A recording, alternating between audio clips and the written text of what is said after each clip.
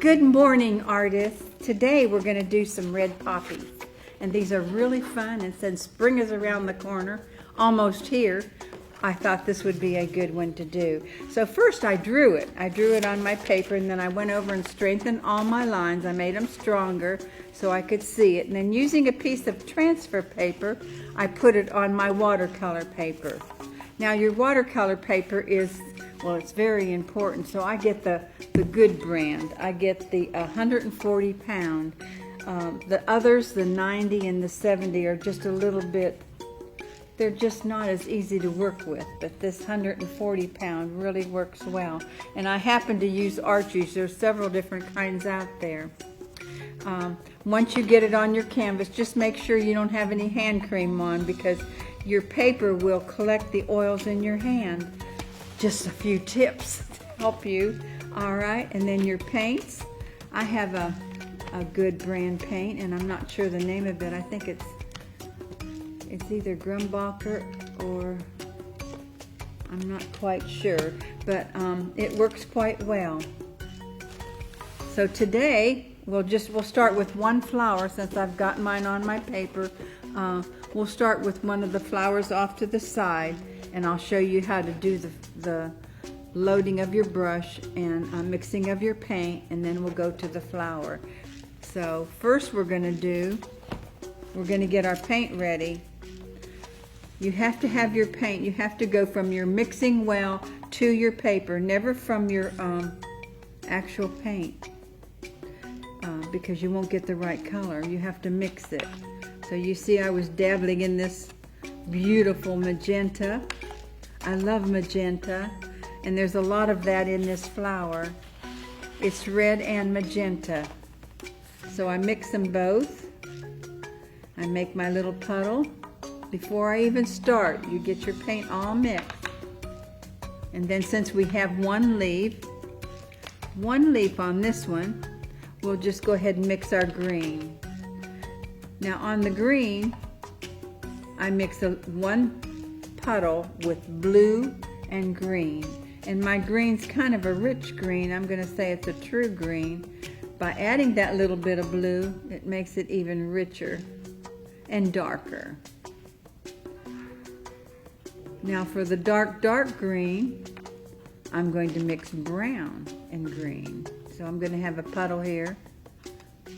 Actually, I'm going to make 3 puddles of green, because I'm going to add one with a little bit of yellow so we can brighten parts of it up. I love mixing colors, and that's really important. Okay, and I'll make one puddle with yellow so that it's a little bit brighter. It's better to go into your yellow first and then your green, but my brush was already in the green. Here we go. It makes it so much brighter. I know you can see that. All right. We're going to go in and it's called wet on wet, but we're actually kind of going to float the color. And I think we did that last time. So we're just going to have clean water on our brush. And this is the size 8. You'll need your size 8.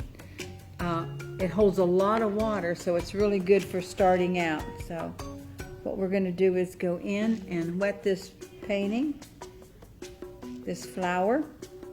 We're just going to do part at a time. We're going to do the bottom and work up. I normally start at the bottom and work up. There's no rule on that. You can start at the top. It's just easier to pull up. And it really looks great because there's just something about pulling it the way the flower grows. Just the way the leaf or the flower grows. All right, now we're going to go into our red and magenta. And I always tap my brush.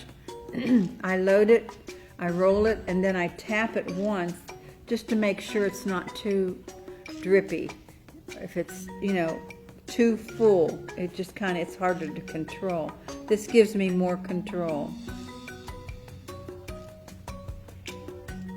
And you're just going to pull it up, just the way the flower grows. Now the little white that I have left around the top of the petals, That's where the flower kind of turned over and it's catching the light. But that white is the white of the paper, because in watercolor, we don't use white. White is our paper, so you kind of have to plan ahead. Watercolor is easy and fun, but just remember you have to plan ahead a little bit, because you have to leave that white. You have to know where it's going to go.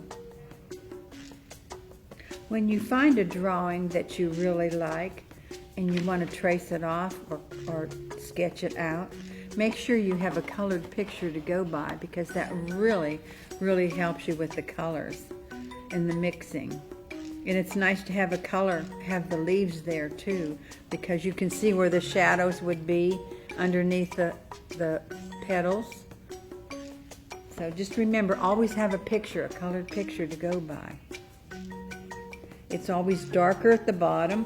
You see how I've made it darker at the bottom? They're always a little darker at the bottom.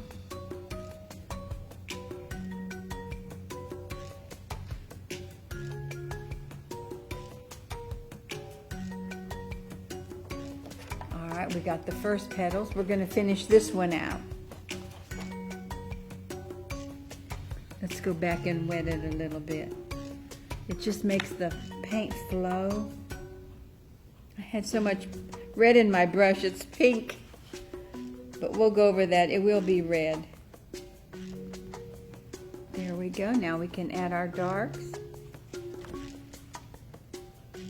Again, I'm pulling up just the way the petal grows, and it gets lighter at the top.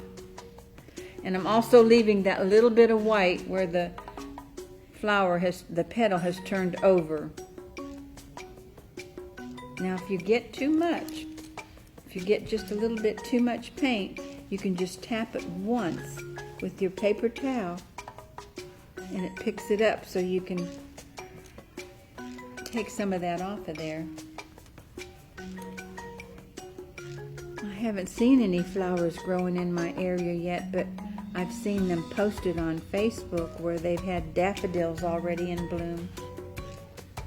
So spring is such a fresh time, such a beautiful time. There we go. Now we've got that one just about finished. We're going to add some more darks, but while that's drying, let's go in and do the leaf, and I'll show you how to do the leaf.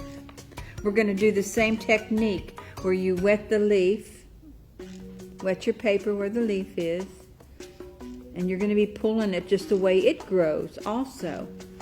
You want to pull it up and out. And that's the water we put on it. Now we're going to go and add our green paint. Let's see, we'll start with the darks because we're closest to where the shadow is. So I'm going to pick up a little bit of the dark and put it down here. And it just kind of floats.